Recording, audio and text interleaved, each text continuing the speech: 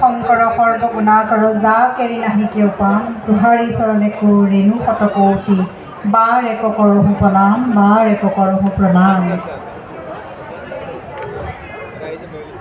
আজিৰ এই পবিত্ৰ স্থানত, এই পবিত্ৰ ক্ষেত্ৰত, এই বিশেষ ক্ষেত্ৰত, বিশেষ মঞ্চত উপস্থিত সমস্ত সুধীগণ, পদাধিকাৰ বাবুকে মুখ্য কৰি সমস্ত বাপজন আই সমস্ত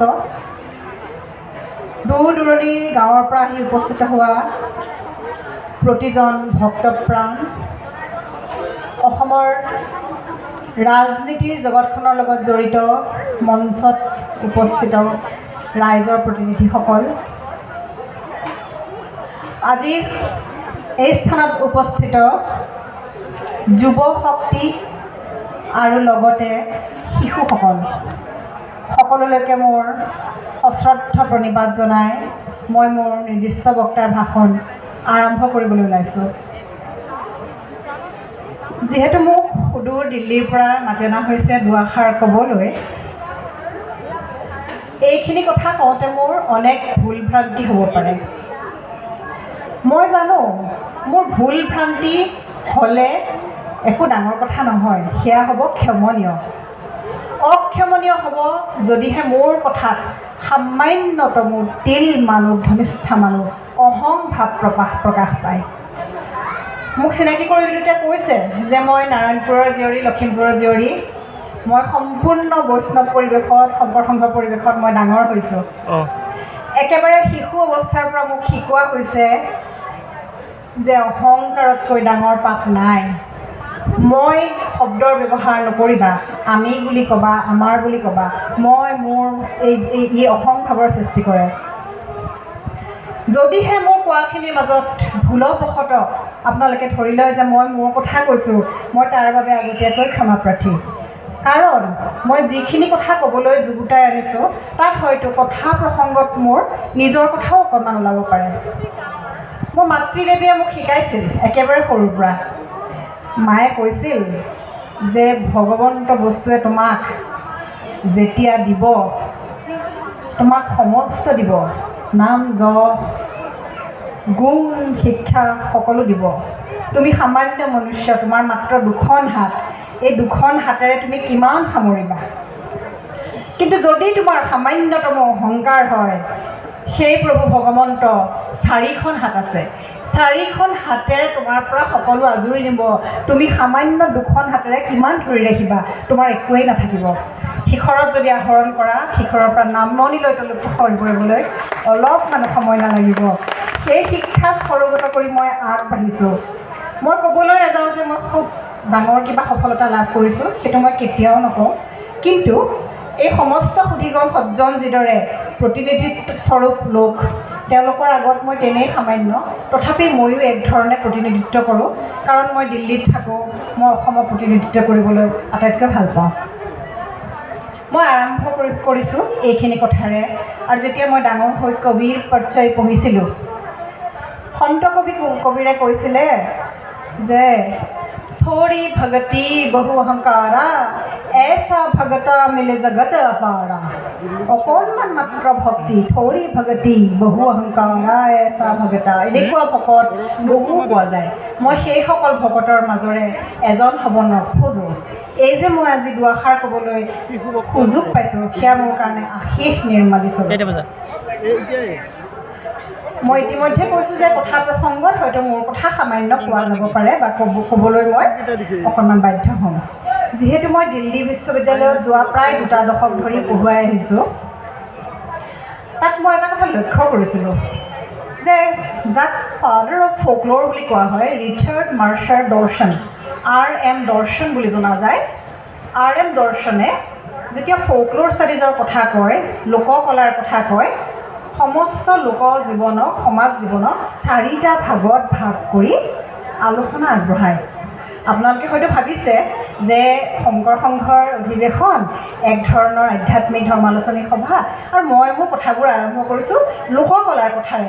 ৰিচাৰ্ড M দৰ্শন নামৰ, হয়তো আপোনালোকৰ বহুতে নাম শুনিছে, বহুতে হয়তো নাম নুশুনা এজন ফ'কলৰিষ্ট বা লোককলাবিদৰ কথাৰে। মই কিয় আৰম্ভ কৰিছোঁ তাৰ এটা কাৰণ আছে। কাৰণটো হৈছে R.M. দৰ্শনে যিদৰে লোককলাক লোকজীৱনক সমগ্ৰ ফ'কলৰক ভাগ কৰিছে সেই ভাগটোৰ লগত মই আমাৰ শংকৰ গুৰুৰ মাধৱ গুৰুৰ আৰু আমাৰ সমাজ জীৱনৰ সাদৃশ্য দেখা পাওঁ আৰু লগতে মই অনুভৱ কৰোঁ সেই একেটা ফ্ৰেমৱৰ্ক সেই একেটা থিয়ৰী বা সেই একেটা তত্ত্বত ভৰাই আমি আমাৰ গুৰুজনাৰ অৱদান আলোচনা কৰিব পাৰোঁ। এতিয়া কথা হ'ল R.M. দৰ্শনে কি 4টা ভাগতো লোকজীৱনক ভাগ কৰিছে।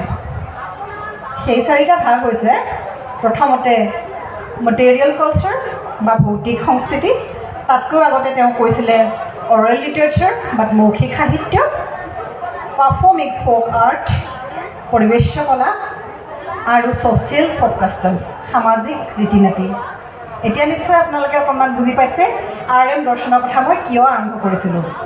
এই 4টা দিশ যদি চাওঁ, প্ৰথমতে যদি মৌখিক সাহিত্যৰে আৰম্ভ কৰোঁ, গুৰুজনাৰ সমস্ত গীত মাত আচলতে আমাৰ প্ৰজন্মৰ পিছত প্ৰজন্ম ধৰি মুখে মুখেই চলি আহিছে। এনে বহুতো ভকত বৈষ্ণৱ আছে যি কীৰ্তনখন নেমেলাকৈ ভাগৱতখন নিমেলাকৈ গাই যাব পাৰে। গাঁৱে গাঁৱে গাঁৱৰ প্ৰতি ঘৰে ঘৰে হয়তো অনাখৰী হয়তো অৰ্ধ আখৰী semi literate, she may not be illiterate but semi literate আইগৰাকীয়ে নোচোৱাকৈ সদায় প্ৰাৰ্থনা গাব পাৰে। এয়া মৌখিক পৰম্পৰা নহয়নে? এই যে ভাওনাখন কৰা হয়, বচনবোৰ গাই যায়, অকণমানহে প্ৰম্পট কৰা হয়, বাকীখিনিতো মুখতেই আছে। এই গোটেইখিনি আমাৰ মৌখিক সম্পদ হৈ নাইনে?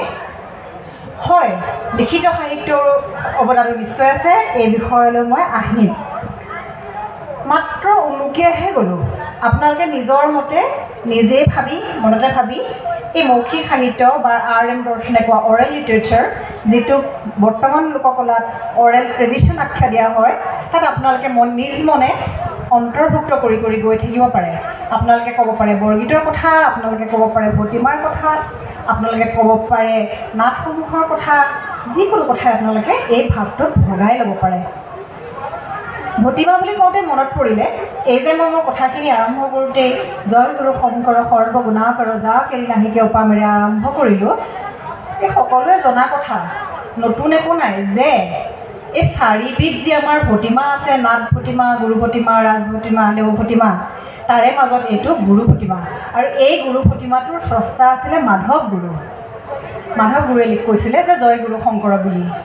এতিয়া মই কোৱা কথাখিনিৰ মাজত এনে নহয় যে কেৱল শংকৰ গুৰুৰ কথা ক'ম, কথাখিনিৰ মাজে মাজে মাধৱ গুৰুৰ কথাও অৱধাৰিতভাৱে আহিব আৰু এনেদৰে অহাটোৱেই স্বাভাৱিক, কাৰণ দুজনা গুৰু অভিন্ন হয়। মৌখিক সাহিত্যৰ পিছত মই R.M. দৰ্শনৰ আঁত ধৰি ক'ব খোজোঁ মেটেৰিয়েল ফ'ক কালচাৰ বা ভৌতিক সাহিত্য, ভৌতিক সংস্কৃতি। আমাৰ ভৌতিক সংস্কৃতিত গুৰুজনাৰ বা শংকৰী সংস্কৃতি কেনেদৰে সোমাই আছে, যিকোনো উদাহৰণ আপুনি ভাবি ল'ব পাৰে। ভৌতিক সংস্কৃতি মানে কেনেধৰণৰ?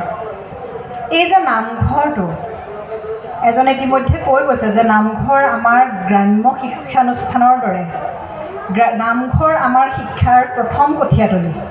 এই নামঘৰত গঠন প্ৰক্ৰিয়া, নামঘৰত যিকোনো অনুষ্ঠান অনুষ্ঠিত হয় তাত ব্যৱহাৰ কৰা খোলটো, এই সকলোবোৰ যিটো প্ৰক্ৰিয়াৰে তৈয়াৰ কৰা হয়, এই সকলোবোৰ ভৌতিক সংস্কৃতিৰ অংশ। এই যে প্ৰসাদৰ পাতখিলা কাটি অনা হয়, কলপতুৱাৰ দনাটো সাজা হয়, এইটোও আনকি ভৌতিক সংস্কৃতিৰে অংশ। এই যে কীৰ্তনখন, ভাগৱতখন আমি এখন ঠগীত থৈ দিওঁ, সেইখনো ভৌতিক সংস্কৃতিৰে অংশ। এতিয়া যদি আমি আনটো ভাগৰ কথা উদাহৰণ দিবলৈ যাওঁ, যে social folk custom. Social folk custom সাধাৰণতে যিটো ফৰাচী ভাষাত এটা ৰাতে ডেট প্ৰচেছ বুলি কোৱা হয়, সেই কনচেপ্টটো হৈছে, সেই ধাৰণাটো হৈছে জন্ম, মৃত্যু আৰু বিবাহৰ লগত জড়িত। মানৱ জীৱনৰ আটাইতকৈ গুৰুত্বপূৰ্ণ 3টা খুঁটি বুলি ধৰা হয় জন্ম, মৃত্যু আৰু বিবাহ। জাতস্য হি ধ্ৰুৱ মৃত্যু বুলি সংস্কৃতত কোৱা হয় যে জন্মিলে মৰণ পথলৈ গতি কৰিবই লাগিব, কিন্তু তাৰ মাজত যি পৰিক্ৰমা, সেই পৰিক্ৰমাটোৰ লগত জড়িত প্ৰতিটো আচাৰ অনুষ্ঠান, ৰীতি নীতি, এই সকলোখিনিতে আমি অসমীয়া সমাজে শংকৰ গুৰুৰ আদৰ্শ পালন কৰোঁ। শিশু এটি জন্ম হৈছে, তাৰ লগত হয়তো মাতৃগৰাকী অন্তৰ্বৰ্তী হৈছে অৰ্থাৎ গৰ্ভৱতী হৈছে, তাৰপিছত শিশুৰ নামকৰণ হৈছে, বিবাহ অনুষ্ঠিত কৰিছে, শেষত মৃত্যুৰ লগে লগে মৃতকৰ অনুষ্ঠান পালন কৰিছে। এই সকলোবোৰ আমি আমাৰ ধৰণেৰে পালন কৰোঁ। এইখিনিতে হয়তো আপোনালোকৰ মনলৈ এটা প্ৰশ্ন আহিব, আৰু অহাটো উচিত, মোৰ মনলৈ আহিছিলে যে আমি কেতিয়াবা কেতিয়াবা ভিন ভিন পন্থা অনুসৰণ কৰোঁ। হয়তো আমাৰ পন্থাৰে এইদৰে পাতোঁ, তেওঁলোকৰ পন্থাৰে সেইদৰে পাতে, কিন্তু ই আচলতে ধৰ্মীয় পন্থাহে। কিন্তু আমাৰ সংস্কৃতি, আমাৰ কৃষ্টি, আমাৰ কলা, এই সকলোতে গুৰু দুজনাৰ বাণী এনেদৰে সম্পৃক্ত হৈ আছে যে তাক কোনেও অস্বীকাৰ কৰিব নোৱাৰে। মই মোৰ ব্যক্তিগত অভিজ্ঞতাৰে কওঁ, মই দেখিছিলোঁ যে সম্পূৰ্ণ বলিৰ ব্যৱস্থা থকা অঞ্চল এটাত, মূৰ্তিৰ ব্যৱস্থা থকা মন্দিৰ এখন, সেৱাৰ স্থলী এটুকুৰাত আশীৰ্বাদ দিওঁতে কিদৰে আশীৰ্বাদ দিয়া হৈছিলে। মই আচৰিত হৈছিলোঁ যে মোৰ লখিমপুৰৰ নাৰায়ণপুৰত যিটো আশীৰ্বাদ দিয়া হয় যে ভকতৰ নাম সদা নুগুচক, মুখে তোৱা গুণনাম, মুখে তোৱা গুণনাম, ভকতৰ সং সদা নুগুচক, এই একেটা আশীৰ্বাদেই দিয়া হয়। প্ৰতি ঘৰ অসমীয়া ঘৰত নামঘোষা এখন থাকিবই। গতিকে পন্থা হয়তো বেলেগ হ'ব পাৰে, কিন্তু আমাৰ ধমনীত, আমাৰ ৰক্তত শংকৰী সংস্কৃতি জনাকৈয়ে বা নজনাকৈয়ে সদায় সোমাই আছে। পুনৰ মই উভতি আহিছোঁ RM দৰ্শনৰ কথালৈ। RM দৰ্শনে কৈছিলে পাৰফৰ্মিং ফ'ক আৰ্ট অথবা পৰিৱেশ্য কলাৰ কথা। সেই বিষয়ে মই বেছি দীঘলীয়া কৰাৰ একেবাৰেই প্ৰয়োজন নাই। অসমীয়া পাৰফৰ্মিং ফ'ক আৰ্ট বুলি কোৱাৰ লগে লগে দুটা ধাৰা মনলৈ আহে। এটা হৈছে ধ্ৰুপদী ধাৰা, যিটো ধ্ৰুপদী ধাৰা বা ক্লাছিকেল ধাৰাটোত শংকৰী গোটেইখিনি সোমাই থাকিব। বৰগীতৰ পৰিৱেশন, নৃত্যৰ পৰিৱেশন, ভাওনাৰ পৰিৱেশন, এই সকলোখিনি সোমাই থাকিব। আৰু আনটো ধাৰা হৈছে লৌকিক বা ফ'ক, যিটো লৌকিক ধাৰা। কিন্তু সেই ধাৰাটো আচলতে ইটোৱে সিটোৰ পৰিপূৰকৰ দৰে লৌকিক ধাৰাৰ প্ৰভাৱ ধ্ৰুপদী ধাৰাত পৰিছিলে। এই যে মই RM দৰ্শনৰ কথা বাৰে বাৰে কৈছোঁ, তেওঁক কোৱা হয় ফাদাৰ অফ ফ'কল'ৰ। RM দৰ্শনৰ এই কোৱা 4টা ভাগৰ উপৰিও RM দৰ্শনে আলোচনা নকৰা আনটো ভাগ হৈছে লিখিত সাহিত্য বা আমাৰ সাহিত্যৰ মেট মৰা ভঁৰাল। আমি যদি অসমৰ কথা ভাবোঁ, আমি যদি অসমীয়া সমাজৰ কথা ভাবোঁ, অসমীয়া সাহিত্যৰ কথা ভাবোঁ, গুৰু দুজনক বাদ দি আমাৰ অস্তিত্ব থাকিব পাৰেনে বাৰু? চৰ্যাপদৰ দিনতে যি লিখিত সাহিত্যৰ ধাৰা সৃষ্টি হৈছিলে, সেই ধাৰা প্ৰাক শংকৰী কবিসকলে আগবঢ়াই নিছিল হয়, কিন্তু সেই ধাৰাটোৱে স্বৰ্ণিম শিখৰত উপনীত হৈছিলে শংকৰী যুগত গুৰু দুজনৰ তত্ত্বাৱধানত। এই কথা নতুনকৈ কোৱাৰ প্ৰয়োজন নাই। এই কাৰ্য গুৰু দুজনাই বা শংকৰ গুৰুৱে কিদৰে সমাধান কৰিছিলে? তেওঁলোকে ব্যৱহাৰ কৰা ভাষাটোত এনে কি বৈশিষ্ট্য আছিল যে আজি শ শ বছৰৰ পাছতো সেই সাহিত্য আমি আজিও অধ্যয়ন কৰোঁ, সেই সাহিত্যই আমাক আজিও একতাৰ দোলেৰে বান্ধি ৰাখিছে। আপোনালোকৰ হয়তো প্ৰত্যেকৰে হৃদয়ংগম যে কৃষ্ণায় বাসুদেৱায় দেৱকী নন্দনায় চ নন্দ গোপকুমাৰায় গোবিন্দায় নমো নমঃ। নমঃ পঙ্কজনাভায় নমঃ পঙ্কজমালিনে নমঃ পঙ্কজনাত্রায় নমস্তে পঙ্কজনাঘ্রে। বসুদেব সুতং কৃষ্ণং কংখং চানুর্মদর্ণম দেবকী হৃদয়ানন্দং কৃষ্ণং বন্দে জগদ্গুরুম। হরি রাম রাম রাম। মূকং করতি ওয়াসলং পঙ্গুং লঙ্ঘয়তে গিরিম यत् कृपातमहं वन्दे परमानन्दमाधवं। यत् कृपातमहं वन्दे परमानन्दमाधवं। কীৰ্তনৰ এই প্ৰথম শ্লোকটো হয়তো মোৰ দৰে বহুতৰে হৃদয়ত আছে, হয়তো সম্পূৰ্ণ মনত নাথাকিলেও আমি সকলোৱে জানো। এই শ্লোকটোৰ উদাহৰণ মই কিয় দিলোঁ? এই শ্লোকটোৰ উদাহৰণ মই এইকাৰণে দিলোঁ, আপোনালোকে যদি কীৰ্তনখন লুটিয়াই চায়, তাৰ মাজতে বিচাৰি পাব এই একেটা শ্লোকৰে এটা খুব সৰল, খুব সহজ, বুজি পোৱা অসমীয়া ভাষাত তাৰ অৰ্থ। ইমান সুন্দৰকৈ গুৰুজনাই লিখি থৈ গৈছে। হে কৃষ্ণ বাসুদেৱ দৈৱকী নন্দন হৰি, নমোনন্দ গোপৰ কুমাৰ, কৃপাময় শ্ৰী গোবিন্দ তজুপদ অৰবিন্দ, কৰোঁ মই লক্ষ্য নমস্কাৰ, কৰোঁ মই লক্ষ্য নমস্কাৰ। ইমান সুন্দৰ আৰু সাৱলীল অনুবাদ। ই ছন্দবদ্ধ হৈছে, ই সংস্কৃত মূল শ্লোকটোৰ প্ৰতিটো শব্দৰ অৰ্থ বহন কৰিছে আৰু লগতে ই ইমানেই সহজ। গুৰুজনাই আকৌ লিখিছে, পদ্মসম নাভিজাৰ প্ৰণামহ বাৰম্বাৰ নমোদিব্য পদ্মমালাধাৰী, পদ্মসম জাৰ নেত্ৰ পদজাৰ শতপত্ৰ নমো ভকতৰ ভয়হাৰী।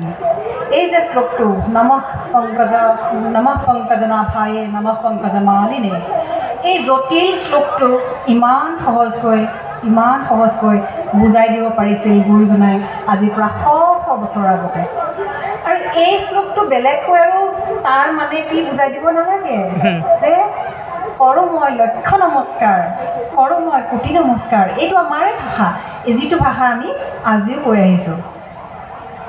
ঠিক সেইদৰে গুৰুজনাই অংকীয়া নাটত ব্যৱহাৰ কৰিছিল ব্ৰজাৱলী ভাষা, যি ব্ৰজাৱলী ভাষা সকলোৰে কাৰণে বোধগম্য আছিল, যদিও ই এক কৃত্ৰিম ভাষা আছিলে। সেই ভাষাৰ প্ৰাসংগিকতা আজিও কেনেদৰে আছে। দিল্লীত যেতিয়া NSDত ৰাষ্ট্ৰীয় নাট্য বিদ্যালয়ত যেতিয়া নাট প্ৰদৰ্শন কৰা হৈছিলে, তেতিয়া দেখা গৈছিলে যে অনা অসমীয়া ৰাইজে খুব সহজেই ভাষাটো বুজি পাইছিলে ইমান বছৰৰ পিছতো। তাৰ কাৰণটো আছিলে অংকীয়া নাটত ব্যৱহাৰ কৰা ভাষাটো। এইখিনিতে অনুকূৱাই থওঁ, যেতিয়া মই দিল্লী বিশ্ববিদ্যালয়ত যোগদান কৰিছিলোঁ, শিক্ষক হিচাপে মই চাকৰিত জইন কৰিছিলোঁ, সেয়া বহু বছৰ আগৰ কথা, আজিৰ পৰা 17-18 বছৰ আগৰ কথা। সেই সময়তে 2008 চনত শ্ৰীমন্ত শংকৰ সংঘই পৃষ্ঠপোষকতা কৰিছিলে আৰু এখন ৰাষ্ট্ৰীয় পৰ্যায়ৰ আলোচনা চক্ৰ অনুষ্ঠিত কৰা হৈছিল। সেই আলোচনা চক্ৰখনৰ সময়ত মই সমন্বয়ক হিচাপে উপস্থিত থাকি খুবেই ভাল পাইছিলোঁ, আনন্দিত অনুভৱ কৰিছিলোঁ। তাৰ আগলৈকে মোৰ সদায় এটা মনত দুখ আছিল যে বাহিৰৰ মানুহবিলাকে কিয় গুৰুজনাক নাজানে। আমি যদি কবিৰ জানো, আমি যদি ৰামদাস, চুৰদাস, নানক জানো, নানক, চুৰদাস, কবিৰ জনাসকলে কিয় মোৰ শংকৰ গুৰু মাধৱ গুৰুক নাজানিব। কিন্তু এইটো সত্য, তেওঁলোকে হয়তো নামেই শুনা নাই। শংকৰাচাৰ্য আৰু শংকৰদেৱক খান বিহলি কৰি পেলাই, খনা পুটুকা কৰি পেলাই, আৰু এইখিনিতে মোৰ দুখ লাগিছিলে। কিন্তু সেইখন আছিলে দিল্লী বিশ্ববিদ্যালয়ৰ আধুনিক ভাৰতীয় ভাষা আৰু সাহিত্য অধ্যয়ন বিভাগ, মোৰ বিভাগত শংকৰদেৱ বিষয়ক প্ৰথম আন্তঃৰাষ্ট্ৰীয় ছেমিনাৰ। তাৰ পাছত দিল্লী বিশ্ববিদ্যালয়ৰ পাঠ্যক্ৰমত ইংৰাজী মাধ্যমেৰে শংকৰদেৱৰ বিষয়ে এখন MPhil পৰ্যায়ত আৰু MA পৰ্যায়ত প্ৰশ্নকাকত অন্তৰ্ভুক্ত কৰা হৈছিলে। MPhil বৰ্তমান নাই, MPhil চলি থকালৈকে সেই প্ৰশ্নকাকতখন পঢ়োৱা হৈছিলে। এয়া হয়তো কেৰকেটুৱাৰ বাঁহপাতেই ভেটিৰ দৰে মোৰ সামান্য আগ্ৰহ, সামান্য প্ৰচেষ্টা গুৰুজনাক আৰু 10জনে জানক বুলি। একেবাৰে শেহতীয়াকৈ সদৌ অসম সত্ৰ মহাসভাই পৃষ্ঠপোষকতা কৰিছিলে দিল্লী বিশ্ববিদ্যালয়ত ৰাষ্ট্ৰীয় পৰ্যায়ৰ আলোচনা চক্ৰ আৰু লগতে ভাওনা প্ৰদৰ্শনৰ কাৰণে। এই ভাওনাৰ কথাটোলৈ মই আহিছোঁ। যিদৰে NSDত নেশ্যনেল স্কুল অফ ড্ৰামাত অংকীয়া নাট প্ৰদৰ্শন কৰা হৈছিলে, ঠিক সেইদৰে দিল্লী বিশ্ববিদ্যালয়তো অংকীয়া নাট প্ৰদৰ্শন কৰা হৈছিল। তাৰ মাজতো সৰ্বানন্দ সোণোৱাল ডাঙৰীয়াৰ পৃষ্ঠপোষকতাত অংকীয়া নাট প্ৰদৰ্শন কৰা হৈছিলে। সেই সময়ত মই এই কথাটোৱে লক্ষ্য কৰিছিলোঁ যে ভাষাটো সকলোৱে বুজি পায়, তাৰ এটা মূল কাৰণ সহজে বোধগম্য অংকীয়া ভাষাৰ ব্যৱহাৰৰ কাৰণে। লগতে মই লক্ষ্য কৰিছিলোঁ কাহিনী ভাগ যিহেতু আমাৰ মহান ভাৰতীয় পৰম্পৰাৰ অন্তৰ্গত, সকলোৱে জনা মহাকাব্যিক পৰম্পৰাৰ কাহিনীবোৰ তুলি অনা হৈছে ভাগৱত পুৰাণ অথবা ৰামায়ণৰ কাহিনীৰে। গতিকে সেয়া সকলোৰে কাৰণে বুজাত আৰু সুবিধা হৈ উঠে। আপোনাৰ কাৰণে বা মোৰ কাৰণে ভাওনা বুজি পোৱাটো ডাঙৰ কথা নহয়, কাৰণ এয়া আমাৰ সংস্কৃতি। কিন্তু সম্পূৰ্ণ ভাওনাৰ বিষয়ে একো নজনা মানুহ এজনে যেতিয়া ভাওনা বুজি পাই হাত চাপৰি দিয়ে, তেতিয়া মোৰ বহু আনন্দ ফুলি উঠে। এই যে কৈ আছিলোঁ ভাষাৰ কথা, পুনৰ ভাষাৰ লালিত্যলৈ মই উভতি আহি আপোনালোকক শৰাই দিব খুজিছোঁ সেই বিশেষ তয়টো কথা মধুদানবদাৰণ দেৱবৰং বৰৱাৰিত লোচন চক্ৰধৰং ধৰণীধৰ ধাৰণ ধ্যেয় পৰং পৰমাৰ্থ বিদ্য শুভনাশকৰং কৰচুণ্ডিত ভূৰি ভগং ভগভূষণ কুচ্ছিত পাদ যুগং যুগ এনেদৰে গৈ থাকিব শেষলৈকে গৈ থাকিব। এনেহেন লালিত্য, এনেহেন মাধুৰ্য আৰু এনেহেন ভাষাৰ কাৰুকাৰ্য ক'ত দেখা পাম? মন কৰিছেনে? মধুদানবদাৰণ দেৱবৰং বৰঙত যদি শেষ হৈছে দ্বিতীয় বাক্যটো আৰম্ভ হৈছে বৰৱাৰিত লোচন চক্ৰধৰং। ধৰং শব্দত যদি শেষ হৈছে পুনৰ ধৰণীধৰ ধাৰণ ধ্যেয় পৰং, পুনৰ পৰত আৰম্ভ হৈছে পৰমাৰ্থ বিদ্য শুভ। এইদৰে সমগ্ৰ তুতয়টো আগবাঢ়ি গৈ থাকে। এতিয়া ক'ব খুজিছোঁ এই তুতয়টো যিদৰে মোৰ খুব মৰমৰ, মোৰ লখিমপুৰৰ নাৰায়ণপুৰৰ গাঁৱৰ মানুহবোৰে সমানে সমানে গাই যাব পাৰে। মই ৰৈ যাওঁ, তেওঁলোকে গাই যাব পাৰে। অথচ হয়তো মোৰ দুটামান বিশ্ববিদ্যালয়ৰ ডিগ্ৰী আছে, হয়তো তেওঁলোকৰ নাই। মই হয়তো মাত্ৰ এটা তুতয়হে জানো, তেওঁলোকে শ জানে। মই হয়তো একোট ঘোষা জানো, তেওঁলোকৰ সমস্ত ঘোষা মুখস্থ। তেওঁলোকৰ ঘোষা মুখস্থ এইকাৰণে তেওঁলোকৰ ঘোষা হৃদয়স্থ। মই সাহিত্যৰ শিক্ষক হিচাপে, সাহিত্যৰ ছাত্ৰী হিচাপে এই তুতয়টো এক ধৰণৰ সম্পৰীক্ষা কৰিছিলোঁ, এক ধৰণৰ এক্সপেৰিমেণ্ট কৰিছিলোঁ। এই যে কৌশলটো মধুদানবদাৰণ দেৱবৰং বৰঙত শেষ হৈছে, এই কৌশলটো মই ব্যৱহাৰ কৰিছিলোঁ উপন্যাসত। উপন্যাসৰ এটা অধ্যায় যদি এটা বাক্যৰে শেষ হৈছে, একেখন উপন্যাসৰ পৰৱৰ্তী অধ্যায় একেধৰণৰ সামঞ্জস্য থকা বাক্য এটাৰে আৰম্ভ কৰিবলৈ চেষ্টা কৰিছিলোঁ আৰু লিখি উলিয়াইছিলোঁ হৰি গুণ কহন নাযায়। আৰু এইটোও আমাৰ সকলোৰে জ্ঞাত যে শুন ৰুক্মিণী মাই হৰি গুণ কহন নাযায়। এই তুতয়টোৰ উদাহৰণ দিলোঁ মই, কৃষ্ণই বাসুদেৱই উদাহৰণ দিলোঁ, আটাইতকৈ সহজ উদাহৰণ দিছোঁ। আৰু মই ভাষাৰ ব্যৱহাৰ সম্পৰ্কে কৈছোঁ, অকণমান আকৌ কৈছোঁ। এতিয়া মই মোৰ ক'বলগীয়াখিনিৰ আনটো ভাগলৈ আগবাঢ়িব খুজিছোঁ। মই মনতে জুকিয়াই আনিছিলোঁ যে মই বিশেষ গুৰুত্ব দি ক'ব খুজিম শিশুসকলৰ কথা আৰু কিশোৰসকলৰ কথা, লগতে যুৱকসকলৰ কথা। মই কেনেদৰে যুৱ কিশোৰ আৰু শিশুক এই বক্তৃতাটোৰ মাধ্যমেৰে সম্পৃক্ত কৰিম, কেনেদৰে সংযুক্ত কৰিম। যেতিয়া মহাশয় পবিত্ৰ মাৰ্ঘেৰিটা ডাঙৰীয়াই খুব চমুকৈ কথা কৈছিল, লগতে তেওঁ এটা কথা কৈছিল, ইয়াত সকলো গুণী মানী ব্যক্তিয়ে ইতিমধ্যে কৈছে কথাখিনি চৰ্বিত চৰ্বণ হ'ব। এই কথাটো ময়ো ভয় খাই আছিলোঁ যে চৰ্বিত চৰ্বণ হ'লে হয়তো আপোনালোকে শুনিবলৈ অকণমান আমনি পাব। কিন্তু মই নতুনকৈ কি ক'ম, সকলোবোৰ আপোনালোকে জনা কথাই। কিন্তু আপোনালোকে জনা কথাবোৰ মই যদি অকণমান বেলেগ এটা দৃষ্টিভংগীৰে from A different perspective, from a new perspective মই মোৰ ফালৰ পৰা কওঁ, আশা কৰোঁ আপোনালোকে শুনিব, আশা কৰোঁ আপোনালোকেও ভাবি চাব মই ভবাৰ দৰে। মই ক'ব খুজিছোঁ শিশুৰ কথা। আমাৰ ভাষাত কেঁচুৱা বুলি কওঁ, হয়তো পানী কেঁচুৱা বুলি শব্দ এটা আছে, কিন্তু নিৰ্দিষ্ট ভাগ নাই যিদৰে ইংৰাজী ভাষাত আছে। ইংৰাজী ভাষাত আৰু চিকিৎসা বিজ্ঞানত বিশেষকৈ জন্ম হোৱাৰ পৰা প্ৰথম মাহটোলৈ শিশুক কোৱা হয় নিঅ'নেট। আমি এমহীয়া কেঁচুৱা বুলিয়ে কৈ থওঁ নিঅ'নেট। সেই পৰ্যায়টো হৈছে নিঅ'নেট আৰু পৰ্যায়টো কোৱা হয় neonatal phase. The phase of a neonatal is called neonatal. Neonatal ফেজটোৰ পিছত শিশুৰ ফেজটো কোৱা হয় ইনফেণ্ট, 1 বছৰ বয়সলৈকে ইনফেণ্টেল ফেজ। তাৰপিছত শিশু এটা 1 বছৰ পূৰ্ণ কৰাৰ লগে লগে ইংৰাজীত কোৱা হয় টডলাৰ। এই শব্দটো টডল শব্দৰ পৰা আহিছে। আমি যে কওঁ থুপুক থাপাককৈ খোজকাঢ়ে, সেই থুপুক থাপাক শব্দটো আচলতে ইংৰাজীত টডল বুলি কয়, TODDL, টডল। এই টডল কৰা শিশু এটা, থুপুক থাপাককৈ খোজকঢ়া শিশু এটা। তাৰপিছত চাইল্ড শব্দটো আহি পৰে, শিশু।